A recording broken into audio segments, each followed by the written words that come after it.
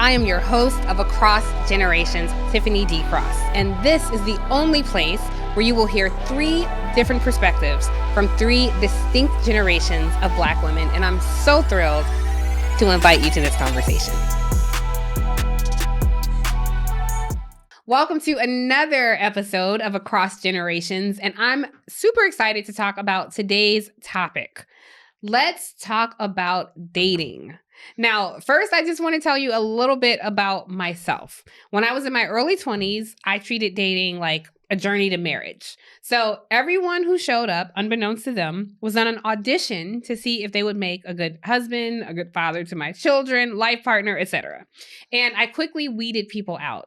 So when I got to my 30s, I realized how little room I had saved for myself in that dating process. I was a baby when I was in my 20s. I was still getting to know myself. How on earth was I to choose a life partner when I had not even settled into who I was as a woman yet? And so in my late 20s and early 30s, I took a lot of that pressure off. I treated it like opportunities to get to know interesting people, but most importantly, it was an opportunity to get to know myself, what I liked, what I didn't, who I was, who I wasn't.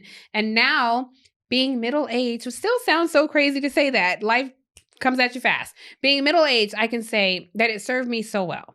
I met some wonderful and not so wonderful people. So listen, I had some downtime recently and I decided to Google every guy I dated, but the guys I actually liked since I was 18 years old, every single one. And it was like 6 or 7 people. And I looked them up. And let me just say, Black men age very well. So they all looked handsome. They were older, distinguished. Many had beautiful families. Some of them had children. But what was the through line with all of these men? I was so overwhelmingly relieved that I didn't end up with any of them. There was literally nobody who I saw and thought, man, I wish I had given that another try. So I'll say to all the people, if you're out there dating, especially to the young people, if it doesn't work out, it might hurt initially, but find your happiness elsewhere because the relationship you're in the longest is the one you have with yourself. And dating can feed who that person is and as you're learning that process. So keep that in mind as you're out here in these streets. Now, I want to intro this conversation with very interesting panelists who have very interesting thoughts on this. And I'm very, very excited to welcome Miss Teenie. Now, Miss Teenie is 85 years old. She's a retired barber and beautician. She's also a foster parent of a son. She was previously married for 10 years before divorcing. And in current day, Miss Teenie still holds very strong beliefs that marriage, however, is currently, it might not be for her. She's fine being single and taking her time with no rush to be a wife. On the other end of this, we have our youngster on the panel, Kelsey Russell. Now, Kelsey's 23. She's a grad student at Columbia, and she's been single-handedly resuscitating the lost art of newspaper reading. I'm so grateful for that. I love it. With a particular emphasis on making it trendy for her Gen Z peers. And in her personal life, she is currently single and navigating the dating space. So before we get into this, I just want us to take a moment to define what exactly does dating mean. So dating means different things to different people, particularly across generations. So at loveisrespect.org, they define dating as two people in an intimate relationship. The relationship may be sexual, but it doesn't have to be. It may be serious or casual, straight or gay, monogamous or open, short-term or long-term. I want to hear from my panelists what they think. Miss Teenie, I'm starting with you. How is it that you define dating? I define it as meeting someone and why you want to date and who you want to date and where you're going to find the date. But today, they have social media where they have dating apps. I've never been on one. You've never been on a dating app? Nope. It scares me. I was like, you don't know who you're going to meet. Yeah. And I feel that if you do that, you need to do a background check on the person that you're dating, because I've dated some guys that was off the chain. Really? You know? Tell me about it. Well, one I met, but I met him through this church program. And he had been incarcerated, and he was just released. But I didn't know that then, because he told me, he said, listen, I got something to tell you. I said, what? I said, I hope it don't blow my wig off my head. he said, I'm on probation. I was like, oh, this is not going to be easy. Either you're going to accept this or you're not going to accept it, but you got to find out more about this guy. And he told me that, he wanted to have sex, but I wasn't ready to do that. My crown jewels is precious. Yes, absolutely. So I'm like, nah, I'm not ready for that, So he went and got his AIDS test. But really, I had already had the AIDS test, but I didn't want him to see the papers because I was older than him. I didn't want to see my age. Wait, how much older? How old was this guy? What was the age difference? Was 50. I was about 65. Oh, wow. So like a 15-year age difference. Yeah, but I had a lot of fun. I enjoyed him. He was all of that. But I had to take into consideration what he had been through. But then I noticed that the way he handled me, it was going to be very bad. It wasn't going to be nice, because we had an argument. He grabbed me, but I felt it. I felt like he was a beater. Oh, wow. A woman beater. So I got And you met rid him of on a dating app? No. I don't even know how to go on the dating app even now. You're saying even without being on the dating app, you can come across men who you just don't know anything about them. You have to find out about them. And the best way to always find out about it is try to meet the man's mother and his family. Yeah. And you got to observe how he treats his mother. Because that can tell you how you're going to be treated. Yeah. No. So I eliminated that guy. And when I meet guys, it's usually through social events or something like that I usually meet. I don't just go out to look for dates. I run into them in different places. Older people don't. Not too many older people go on dating apps, especially Black women, right? Yeah.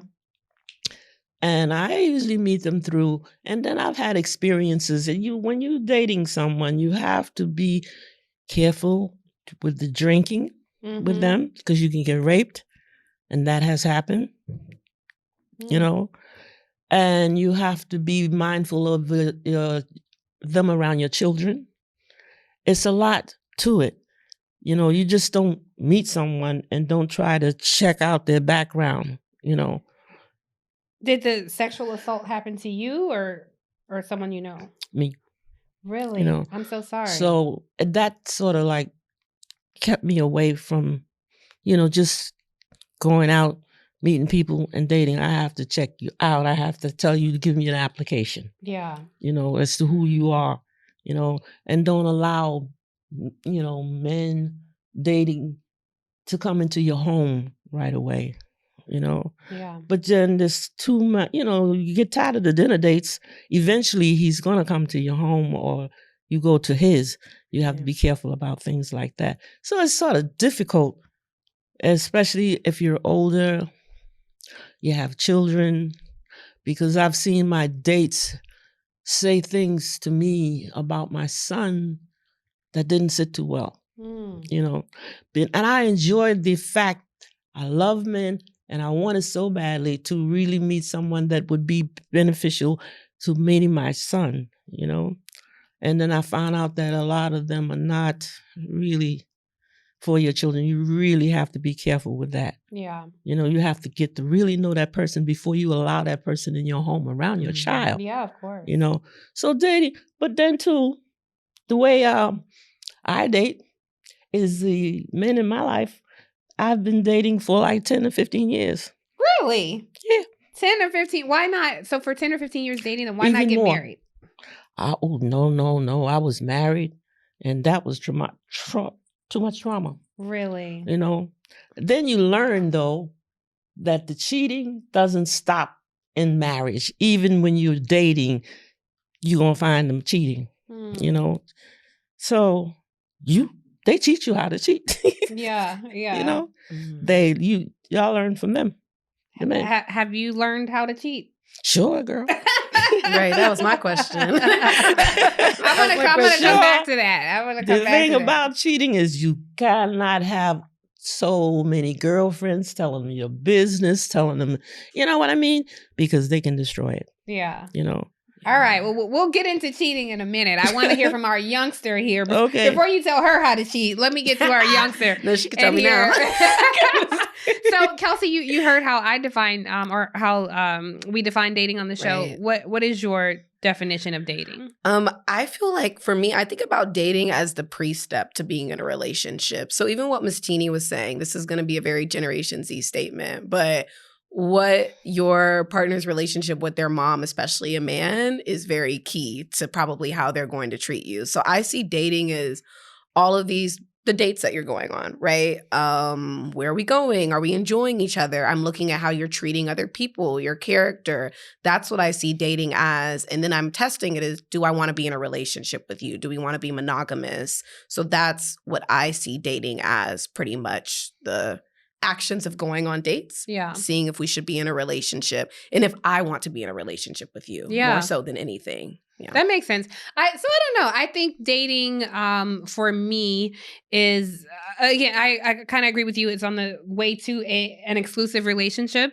I think the complication comes in if we're dating and I like you, at what point are we dating each other exclusively, and are you no longer dating other people? And so I'm not necessarily where Miss Teenie is. I'm not dating you for 10 years, at a certain point, like, land this plane, and if not, then go. And I have that right as well. I think if after a while we've gone out and I don't have the desire, I don't feel the connection, I don't want to have an exclusive relationship with you, I'm not necessarily casual with it. It's like, okay, well, this didn't really work out. I'm not auditioning every single person. Some people are just fun to hang out with. Some people might make me laugh, but that's a temporary experience and it doesn't necessarily mean sexual.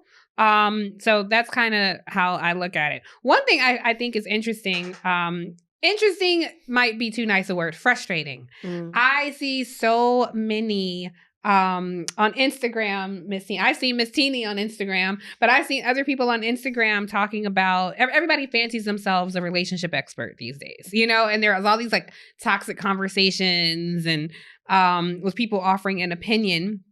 And it feels a little like, you break up and all of a sudden you become Confucius with somebody, and I look at the younger people talking about their experience with dating and it makes me a little sad because it feels like there's a lost art of how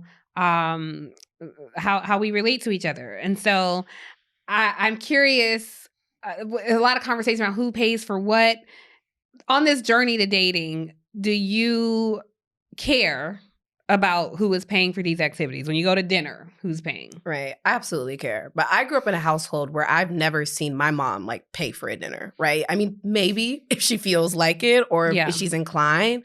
So I relate to the way I grew up, right? Like I grew up in a way where you take care of yourself. You make it on your own. You figure out what your goals are and you accomplish them. And if you're dating somebody, you date somebody that has similar goals to you. So when they come in the picture, they can help with those goals, right? So if that goal is us going to dinner, you should help with that goal and pay for dinner. Honestly, I think I'm sometimes a bad Gen Zer in this conversation because I tend to not participate because I don't even like to date men who bring it up. I like men who don't question if they need to take care of it, because if you are seeing me happy, if you see that I love this dinner, we're enjoying ourselves, and you want the night to continue, you should pay for dinner. Now, will I pay for like the next round of drinks, or maybe if we go out for dessert? I would absolutely offer that. But when it comes to paying, if it's a question, it's probably not a person I'm going to date. You think it's a gentlemanly thing to do? Yeah, I think it's a gentlemanly thing to do. And I think when you actually really like somebody, you want to see them happy. You want to pay for things. Same thing if I really like a guy, I'm probably going to offer to pay for things, but never more things than he's paying. I'll be honest with you, Miss Teenie. I offer to pay for dinner if I'm on a date. If I don't like the guy at all, then I insist on paying for everything. I just feel better. It's cleaner. I'm like, no, Slim, I got this. Thank you so much. This was wonderful. Be on your way. When you go out on dates, who's paying? He pays. He pays every time. Do you think that's how it should be? Yes, it should be. But there are times when I usually like, when I go to dinner and they pay and what have you, there's so many dinners you need going to. So I will cook for them. Oh, that's nice. You know, or as a gift or something, I would buy them gifts on their birthdays, or I would give them a pedicure. Oh, nice. You know, like if their father or something, I would do them a pedicure. Yeah. Or a massage or something. But I don't go out of my way to spend crazy money on them because I don't buy men, you know? Now, I know that you said that you meet men at church gatherings. Where else, at 85, where else are you meeting men? You're usually meeting men, churches. I never really go out into that, and I have been approached by, I don't do church like that. Anyway, I usually meet them through friends or at a gathering, or somebody will say, I want to introduce you to Tina or something like that. That's how older people, they don't have, they're not savvy with the dating apps or what have you. So usually you meet them through gatherings, friends, or, places like that. But when I meet men, I was taught to be self-sufficient, not needy, because when you're needy, you're asking for something and you don't know how you're gonna pay for it, And I was taught that our VJ is a pocketbook, and you can use that pocketbook however you feel, but you have to have some little morals about yourself. Yeah. That let's pause there. The VJ is a pocketbook. I don't know that I quite see it that way, but I get your point. I mean, you do have to have morals. But it sounds like it's like transactional, You saying, yeah, exactly. I'm kind of with you, Miss Teenie. I understand what you're saying. Yeah, you know what I mean? Okay. You have that pocketbook, you can use it any way you want, but you have to know your morals and your standards and what you say. And when you meet men, I think you need to meditate on anybody that you're going to date. Meditate, period, really. You have to have a diary. Tell what you want. What are your standards? What are you looking for? Yeah. Are you looking for a husband, or you just want a relationship, or what? You have to get into yourself as to what you want in a man. And 9 times out of 10, you come out pretty good with that. Yeah. I like that advice. I think what you said, we're going to thumbtack the VJ because I want to come back to that. But I think what's interesting is the conversation around dating apps. You've never been on one. Kelsey, you're a young person here. Yes. Are you on the apps? I've been on them. I've been on Tinder. I've been on Hinge. I've been on Raya. And I'm very much off of them. Like, it is. What was your experience? So I feel like Tinder was an era of, honestly, my mom's going to kill me that I say this, but casual sex. Like, that is what I was probably using it for. Mm-hmm. And it was making me sad. Like, it was making me sad having all of these, it felt like meaningless relationships with people, and I wanted much more meaningful relationships with them. Yeah. So I switched to Hinge because I had a friend who met a boyfriend through Hinge, and they were having like a great relationship. It's like, oh, let me give it a try. And it felt like casual sex hidden with just more information about the person before you meet them. Mm-hmm. And kind of to Miss Teenie's point, like, I really had to step back and realize I'm meeting strangers on the internet, and I'm going out with them. I'm sometimes letting them into my home. I'm going into their home. And it took me back. I had like a very unsafe experience. I was like, I don't think I can do this anymore. But then I tried Raya because I was like, okay, Raya is one that you have to be pre-approved. And I like black men, and I'm just going to keep it straight. The black men were not my type on there. Like, they look like they did not like us. Yeah. I know what you mean. Yeah, you can see it through the profile and the haircut. I was like, yeah, they don't like us. Yeah. And I feel like with dating apps, I am very much committed to actually going out in person and meeting people, right? Mm-hmm. Like, whether it's a work event or an after work event, my friend might have a Christmas party for her, I don't know, where she's working, and I'll go to that and intentionally try to meet people.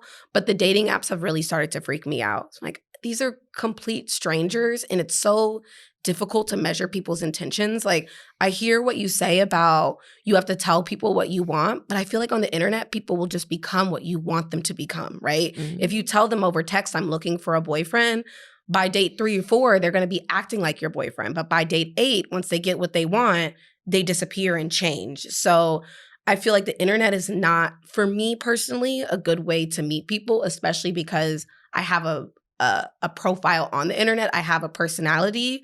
I've noticed some people will like come to me and seem like they know me, say information. So I'm off the dating apps. I'm very much about meeting people in person. I also think, right, if you meet somebody at a work event, they're at the same work event. So they've already shown that you all have some goals, you all have some things in common. But the dating apps they're definitely not for me anymore. Yeah, I have to say I'm age-wise between you two. And I did a dating app once, maybe 10 years ago, met a person immediately. We went out a few times, dated for maybe like 3 months. He got on my last damn nerves. And that was that. Yeah. And I never tried it again. I think it's really for people who have challenges meeting people, and it seems to be the way that people date nowadays. There is something impersonal about it. I grew up without that, and I'm navigating a world where that was new.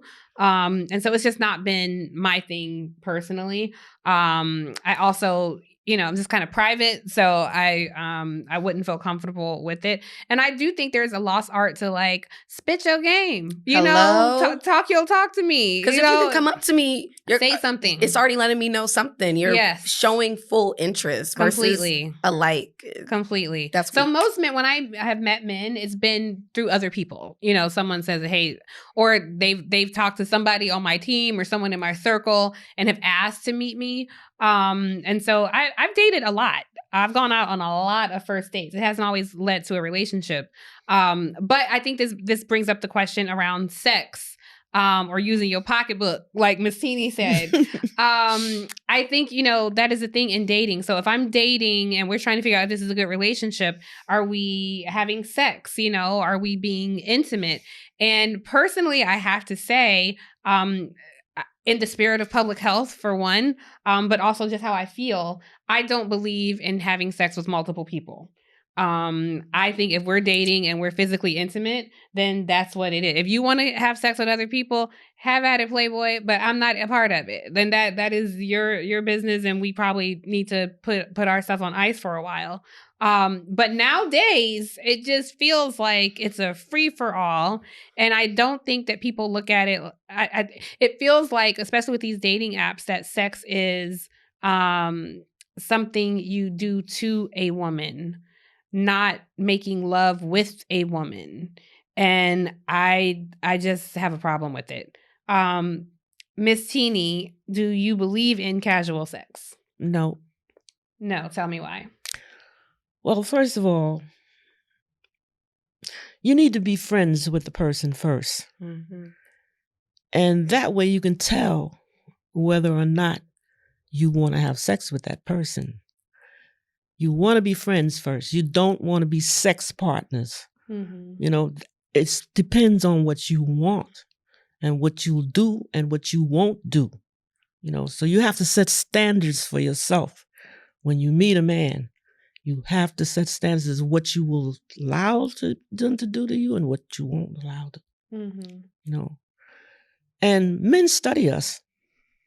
You have to be in such a state where you have to, nowadays, everything is out. Women dress. The man can go and kiss their titties. They're hanging out so much, And that means that he's lusting you. Yeah. You're not going to have a relationship because the man is lusting after you because of the way you look, the way you present yourself. When you got all your boobs hanging out, you got the back part hanging out, and that's not going to work. If you really want to have a relationship with a man, you got to see how he sees you. And he will show you how he sees you. So what do you talk to your girlfriends about your dating life? I'm curious what your friendship circle tells you about dating. I used to. I stopped. You did? I stopped doing that. And another thing too, when you're out looking to meet men, you don't need a bunch of girlfriends with you. Because they're like, to me, cock blockers. That's so fair. It's just, oh, wow. Well, Okay. And then too, a man really doesn't approach you when you're with a lot of women. Because I've been to a party where I wasn't accepted because I wasn't dressed properly. To me, I was fly as cat shit, Yes. But I didn't have a chance to go on to change my clothes to, for the dance. So one of the young, they didn't want me to sit at their table. So what I did, I had to sit by myself. And guess what? My table was surrounded with men. I was like, you go, girl. I'm coming to you, Kelsey, but I want to narrow in on something because Miss Teenie, one of my producers, told me that your friends, some of your friends advised you not to get emotionally attached or get too involved emotionally. That was when I was younger. Oh, see. Okay. See, because after the break of the marriage, I was really traumatized. Yeah. I moaned for about 4 or 5 years. Yeah. And if men talked to me, I was like, why are they talking to me? Yeah. I was still in that state of mind. So when I go out with my girlfriends and they were a little older than me, they was like, listen here, when we go out tonight, we don't want to share shit about your failed love affairs and your husband, none of that shit. Yeah. Okay, when you get out there, you just give them the pussy, that's it. Don't get...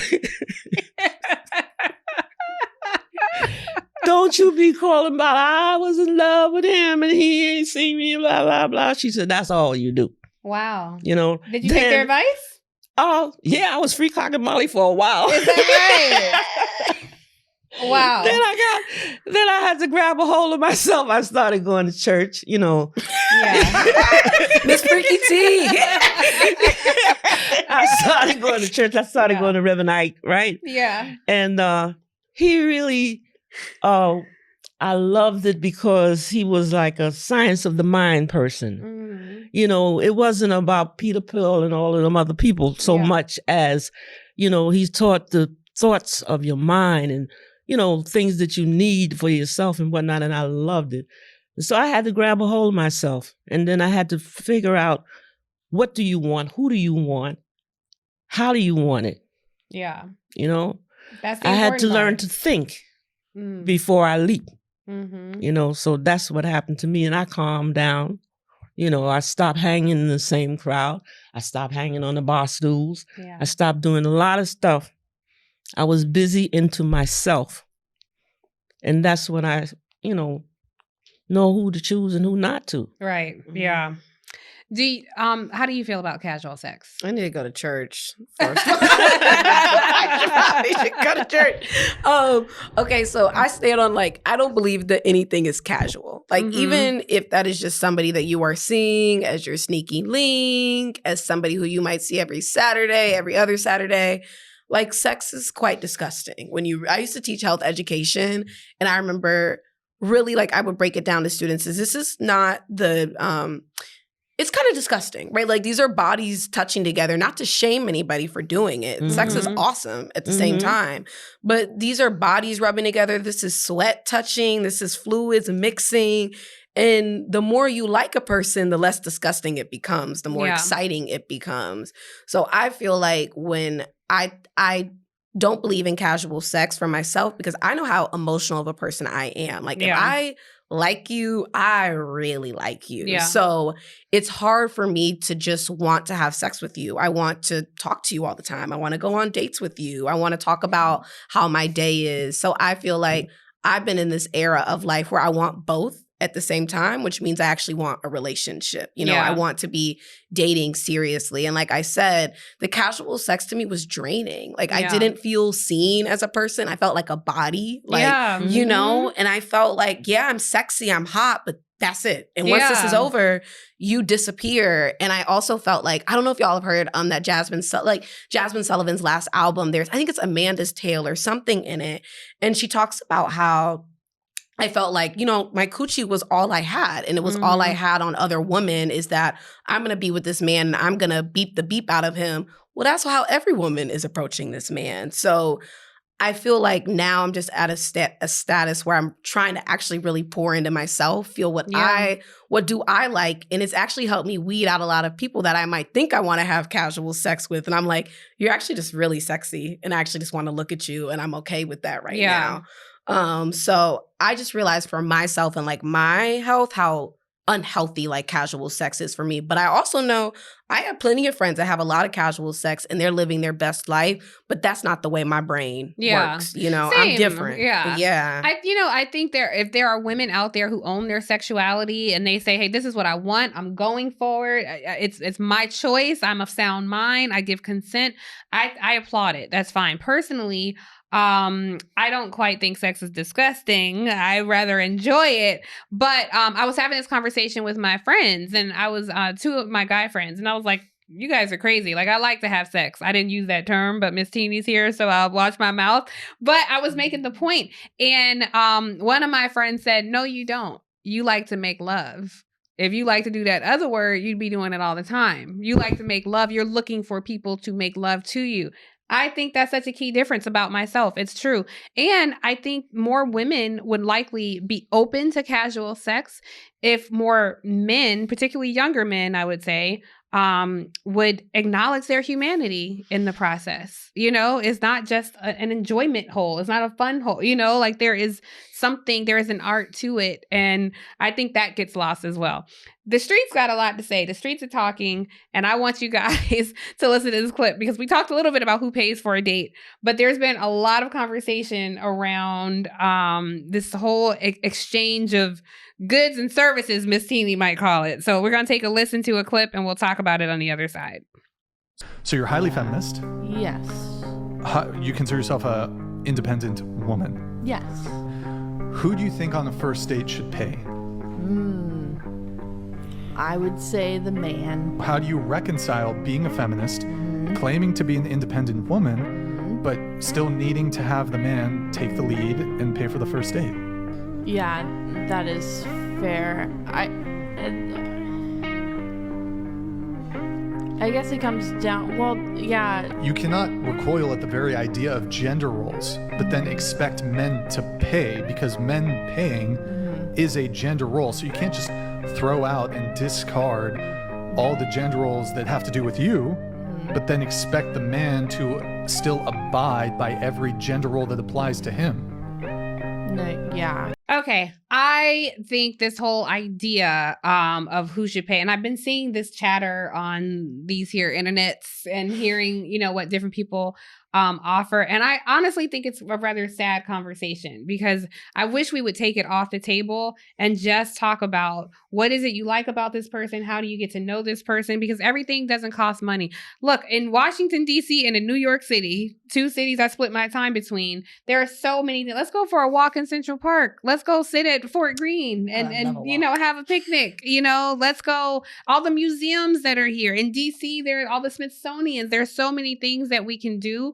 Even if you have money or if you don't, but it's really about the time. So when I hear, you know, different women going viral, placing such value on somebody's net worth or somebody's value on how much money they're spending on a date, I just think it erodes us as a community. It erodes what we're trying to build with each other, you know?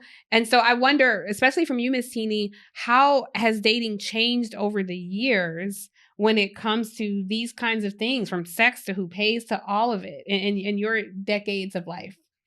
Well, that casual sex, one young person told me, I invited my son, he was like, Mom, you don't have to be the girlfriend to have sex.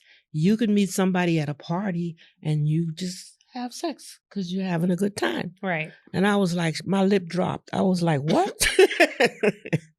You mean to tell me you don't have a relationship? You just meet the person, and if you're having a good time, you just have sex? He said, yeah. I was like, oh my God, that's such a difference in when I was growing up. You know, you just didn't do things like that. You know, I just think that their morals are so different, you know, and to do things like that. But then what can you do? That's what's happening. This is the new generation. This is how they view things. you know.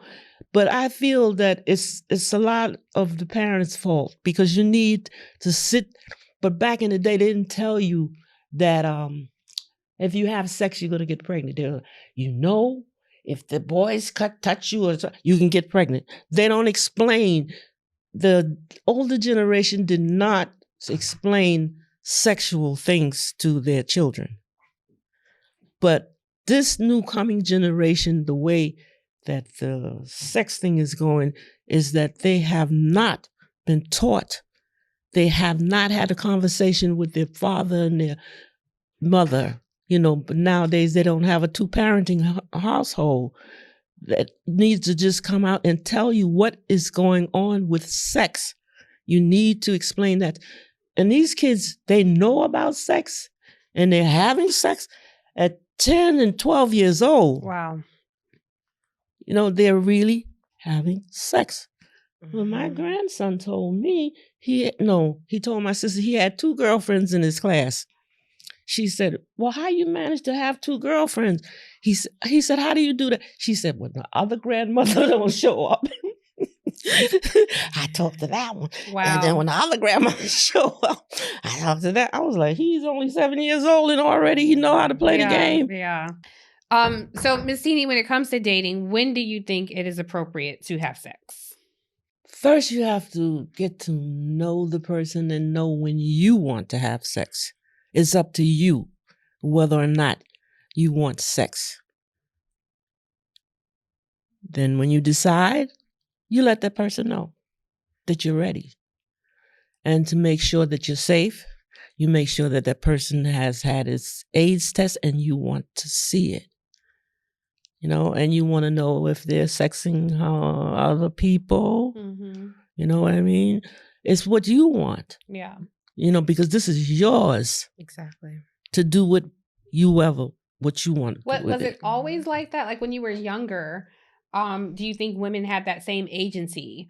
Or did men have more control over when sex took place?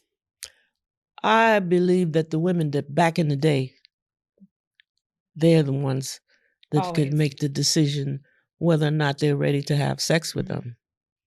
Because first you really have to get to know that person before you and then you can tell whether the relationship is sexual or not, the way the man will behave around you. You can actually tell. And that makes you decide whether you want to or not. If you're not ready and he's all over you, you know what I mean? That, to me, it means that this is a sexual relationship.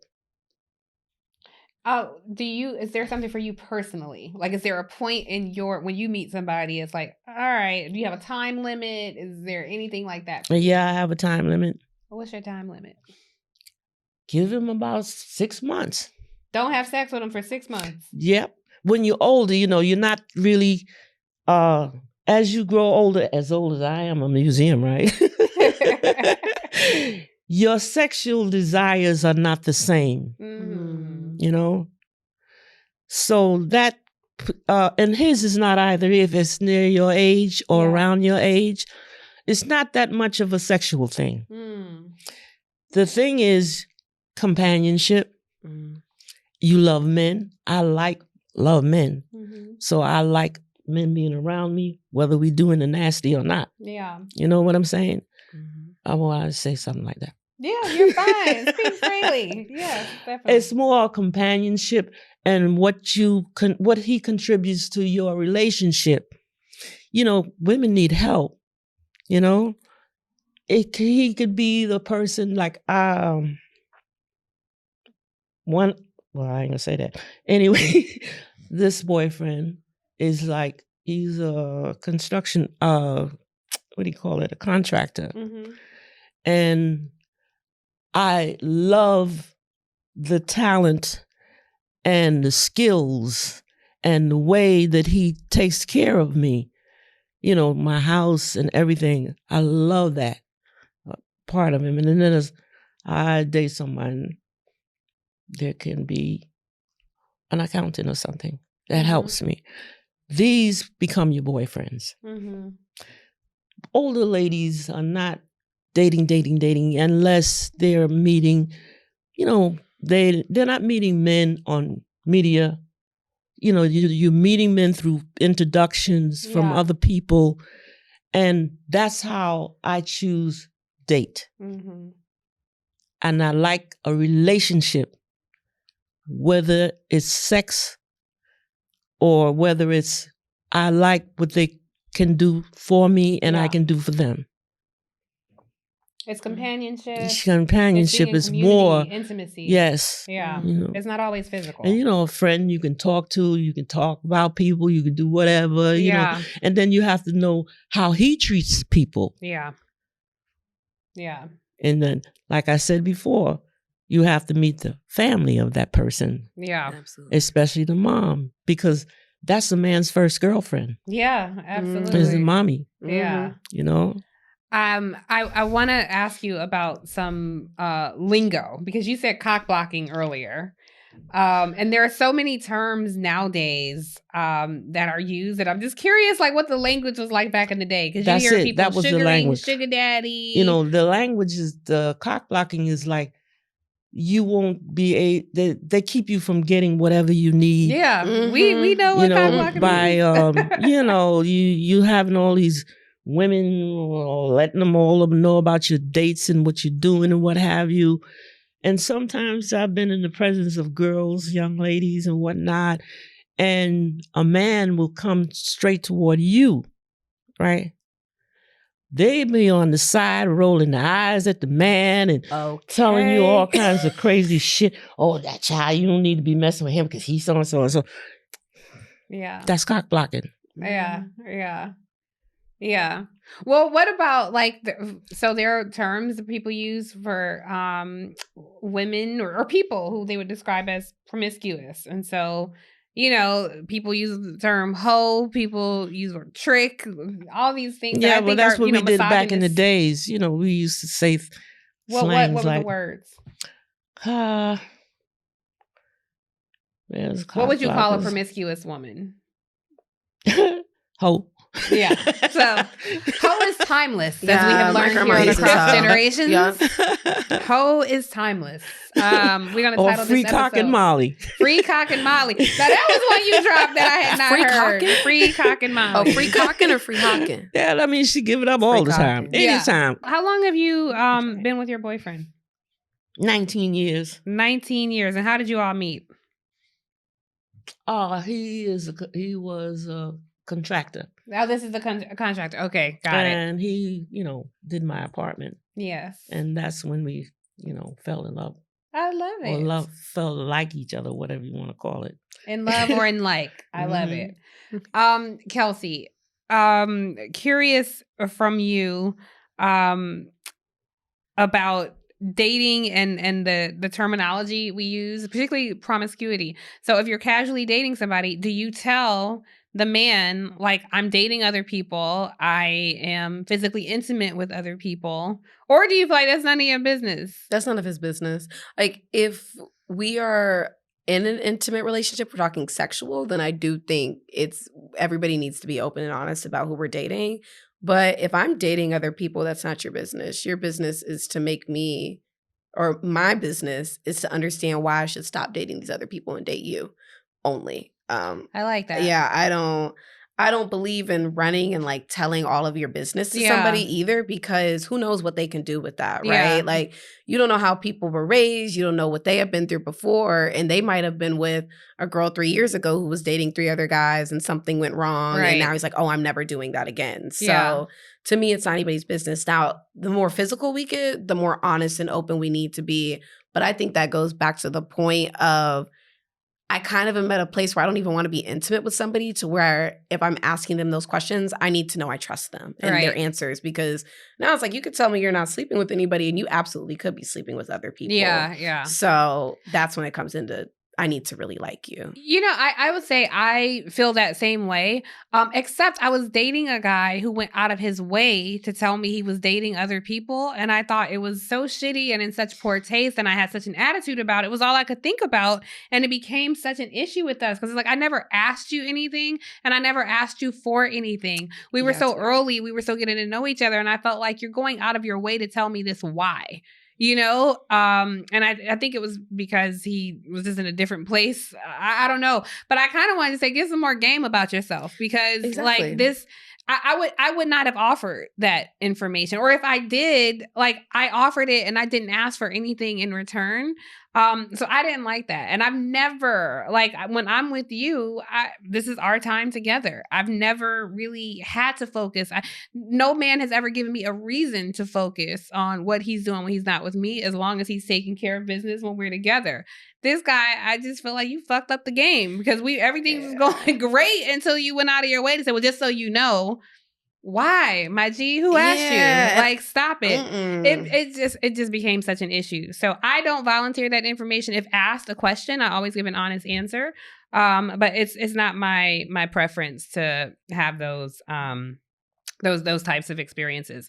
I'm curious, Kelsey. Do you want to eventually get out of the dating game and get married? Yeah, not anytime soon though. Like I'm 23, so I have no desire to get married anytime soon. Like I grew up in a household. My parents are married. Their parents both were married.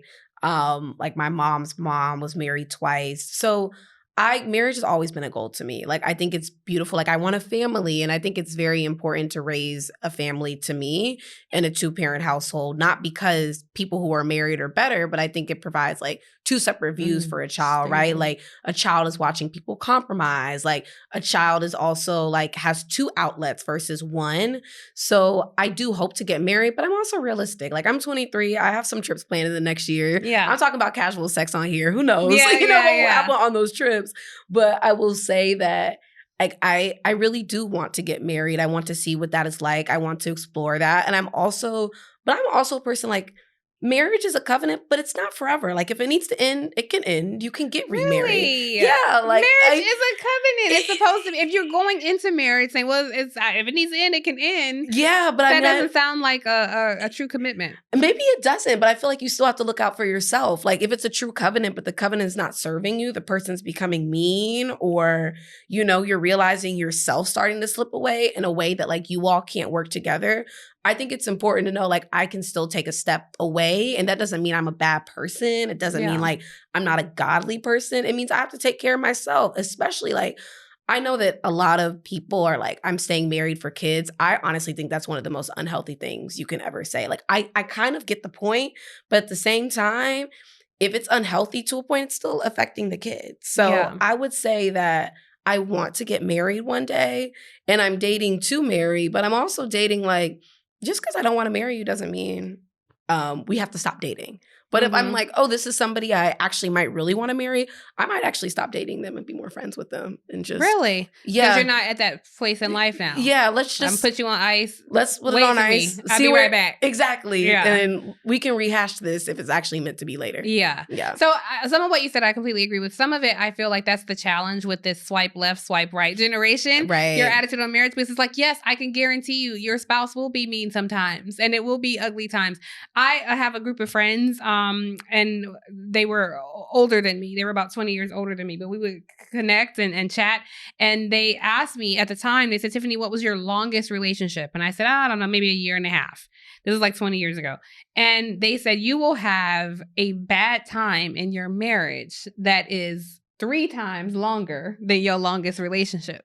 Like there are times it goes up and down. And so if we go into it thinking, well, if it don't work out, I'm a bounce, I think I would say that might be a challenging disposition. But I will say, to your other point, you do have to take care of yourself, and dating and relationships aren't meant to feed your happiness. I don't think relationships are meant to be happy all the time.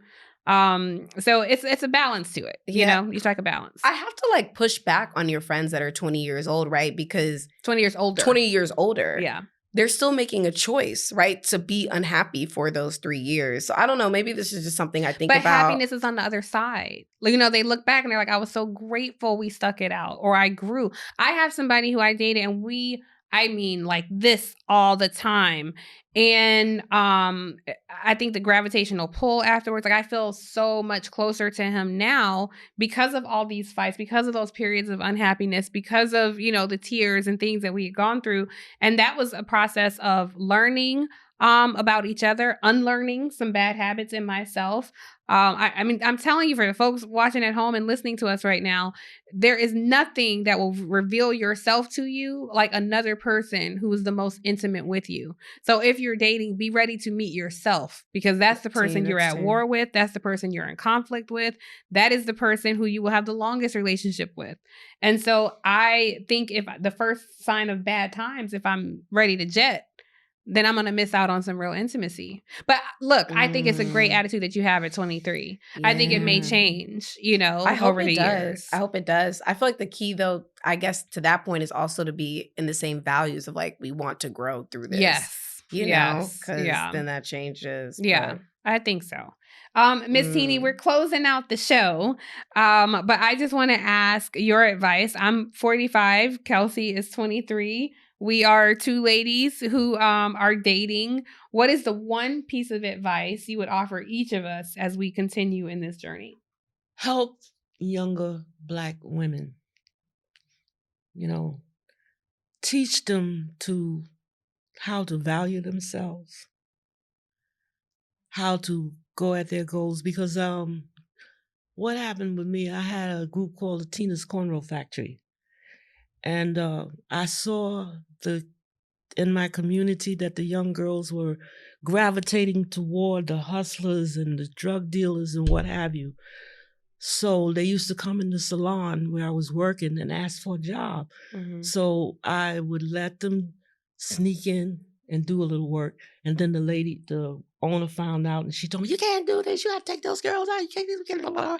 So I had them to come to my house to have workshops. I asked, what's your talent? What do you do? They said, braiding. I said, okay, what you do is we'll come to my house and we'll start. I started a little group called the Cornrow Factory. And they would come to practice their braiding and they were talented. And then I found out that they had more talents than one, And I felt that I needed to do that as a woman. These young girls are coming to me asking for a job. They're only 12 and 13 years old. Nobody's going to really hire them. So I asked them, what can you do? And they told me, I said, listen, y'all, come to my house. They would come they wouldn't miss a Sunday. I was like, I wanted to miss a Sunday. Why you got to come every Sunday? They said, because my mama be with her man. I said, but I got a man too. Yeah. You know what I mean? You have to teach them, you have to take them under your wings. Yeah. And I mean, they used to come. They'll miss a Sunday. I like but the parents would never show up. Mm. And one day I asked them, why don't you come to see who you have your child around? Yeah. What am I doing with these kids, right? Mm-hmm. They told me they were jealous.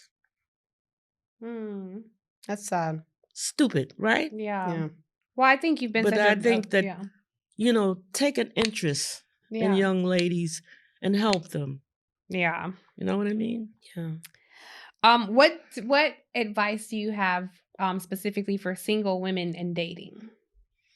To be very cautious, to know what you want and how you want the man to be, and you need to meditate on that before you have to research yourself and know what you want and know who you want and how you want them. And you need to write about it in a journal. And you need to meditate on who you want to meet. Kelsey, you're very young, but there are young ladies younger than you who are entering this dating space. So, for maybe a college student, who's watching this and looking at you like, oh, she's my voice, she's of my generation. What would you say to girl as young as you are? There are people younger than you. What would you say to them? I would say if there's any older woman in your life, you should ask her to tell you about her dating and sexual experiences. I had that experience with my mom. I was going through something. She found out about it. She was like, why aren't you telling me about this? Why aren't you telling me? I was like, you haven't told me about your first kiss. Like how can you expect me to tell you about this very intimate experience, but I don't even know the first time you liked a boy. So I would say if you have somebody older, break that ice, be uncomfortable and ask them, because now that I have grown that relationship with my mom, I can actually ask somebody who's more experienced, who's older, who's married about these intimate relationships. So I would say ask for help. Ask for help from people who are different than you, not just your friends. If y'all are all in school, if y'all are all experiencing the same things, a lot of your advice is going to be like an echo chamber. So anybody who is different, just ask what their experience is like. And if they are willing to talk about it, listen, don't challenge it. And if they're not willing to talk about it, move on to the next person, because you might not know why they're not willing to talk about it. But I would just say ask for help and give yourself grace. Like, you're young, you should still be having fun. I'm still gonna have fun. And just enjoy and like, honestly, be safe, right? Yeah. If it doesn't feel safe, run. You know when something is not for you, get up out of there quickly. You don't have to keep figuring out why it's not for you. Yeah. Well, I have to say I learned a lot from both of you ladies today in talking about dating. I think this is such a fascinating conversation because I think it's one of the ways that we get to know each other better. But like I said, it's a way that you get to know yourself. And to the folks participating at home, this is why these conversations are so important, because as Kelsey said, find an older woman to talk to about this. I still take such value in having voices like Miss Teenie to offer her wisdom. And that's the point of this show. We want people you can watch with your mom and your daughter, and hopefully everyone learns something in a healthy exchange of ideas and ideology. And when it comes to dating, I would just say, date yourself. Enjoy your own company. That is the longest relationship you will have. Pour into yourself. And, Miss Teenie talked about mentoring, kids in the neighborhood. You're talking about, young women finding older women. When you become love instead of constantly trying to look for it or create it, love will find you. So that would be my closing statement today. Thank you guys so much for tuning into this episode of Across Generations. I love having these kinds of conversations. So I hope you guys keep coming back and participate with us as well. And we'll see you next time. Thank you so much for having me. Thank you, Miss Teenie.